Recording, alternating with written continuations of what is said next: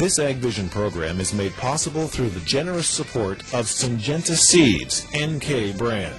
The results you need, the freedom to choose. And by Farms.com. Ag news, market prices, ag careers, and farm real estate. You'll find it all at Farms.com. Well, the knowledge game is by far the most powerful force changing production agriculture at present. Farmers are not in control of the knowledge game. Those are the words of my next guest. Peter Apedaile is the president of Peer Diagnostics. He is professor emeritus in the Department of Rural Economy at the University of Alberta, and he is a farmer. Peter joins us today from City TV in Edmonton. Thanks for joining us. Nice to be with you, Kevin. Peter, the reason that we've invited you to appear on this program today is because agriculture in this country is clearly in transition, has been for some time. In order for farmers and governments and so on to effectively invest and retool the industry, there needs to be an understanding of how our economy is changing, how value is ultimately determined. I'm going to go to the statement that I read at the beginning, which revolves around the concept that you described as a new rural economy. What is that? Well, the new rural economy is really the digitization of our rural economy. We're moving from the industrial era to the knowledge era. You'll recall that when we did start in agriculture, we were all artisans, and that's where we made our money. We make our money now by organizing knowledge. Okay. So let's go to that statement that we began with a moment ago and ask you to explain it. I'll say it again. The knowledge game is by far the most powerful force changing production agriculture at present. Farmers are not in control of the knowledge game. What does that mean? Well, it means that, as usual, knowledge is power. And in this case, knowledge is very powerful.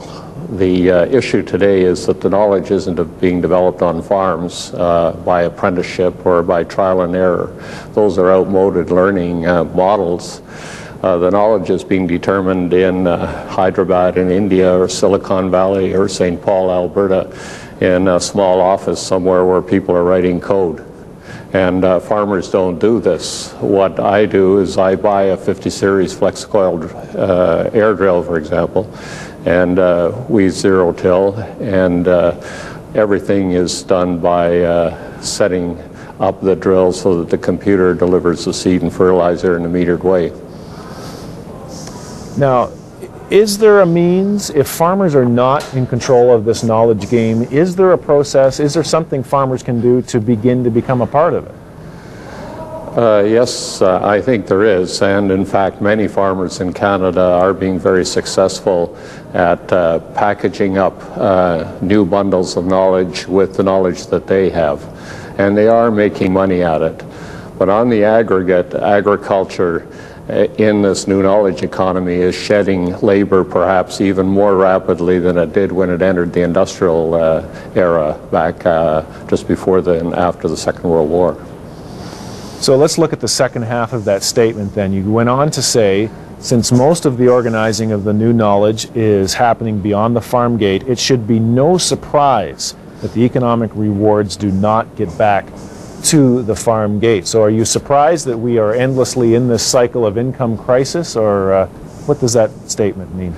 No, one can't be surprised, but I don't think it's a cycle of crises. It's part of an ongoing transition that's not going to have an end because it's based on the creativity of human beings.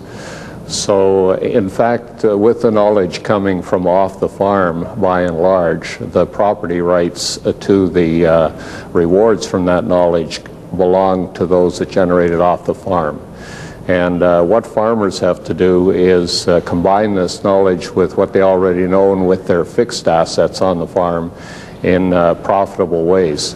And many farmers are doing this, but unfortunately probably 80% of the farmers are having problems with these new combinations because of aging, or because of education, or because of isolation, or just because lifestyle is so much more important than just making a profit.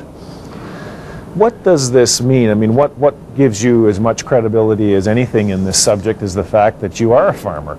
What does this information mean to you? Has it changed your strategic approach to farming, understanding what you know about these changes to the rural economy?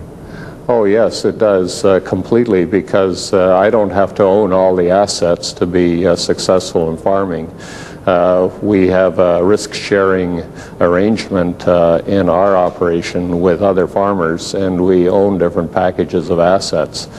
And this is one of the key issues today, is to realize that you don't have to own all these assets to be very successful in farming. Does this discussion in this whole new rural economy and how what you've described suggests to me that there is quite a separation between the commodity basis of the rural economy that we have known and the service basis which you're starting to describe here? Does that explain a little bit that farmers, whether they're dropping the ball or not even getting a chance to carry the ball in this new economy? Well, I don't think farmers are dropping the ball, but it depends which and how many balls they're trying to juggle at the same time. We noticed today in today's news that Kraft is laying off a lot of workers, and many of these plants probably will be closed, maybe up to 5 in Canada. The food processing industry and the agriculture industry shed labor and shed people. And that's part of what we see as a crisis, because the signal to get out of a business usually comes when you can't any longer finance your deficits year by year.